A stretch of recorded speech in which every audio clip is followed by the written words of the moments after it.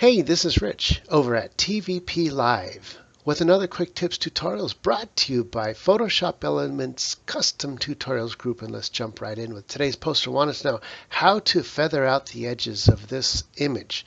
Now it looks like it's kind of an angel cutout in white out of a burgundy background color. And the simplest way to feather the edges, I'd say, when we pick that layer, is to go over to the filters section, come down to blur, and then choose Gaussian blur. And check out what happens here. There's an option down here that allows you to choose how much of the radius you want to blur. So as I bring this down, look at the lines, it's really sharp. And as I nudge this over to the right, look what happens to those lines.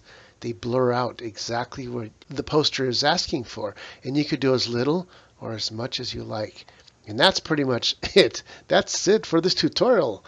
But wait, there's more. Let me go ahead and hit OK on that. I'm going to turn that off and let's go back to our original, which is this image. Now let's pretend we don't have the background and all we have is a PNG of the image. It's pretty much the same thing. We just grab that layer and go over to Filter, Blur, Gaussian blur, and do the same thing. It was set here to 36. We like that. I could take the background and turn it on or turn it off.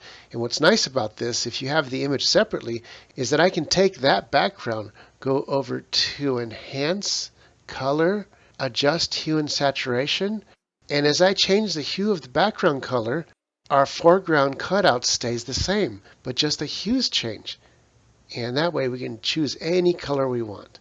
Well, now that's really it for this tutorial. Hey, don't forget to like and subscribe. This is Rich, calling it quits, saying over and out.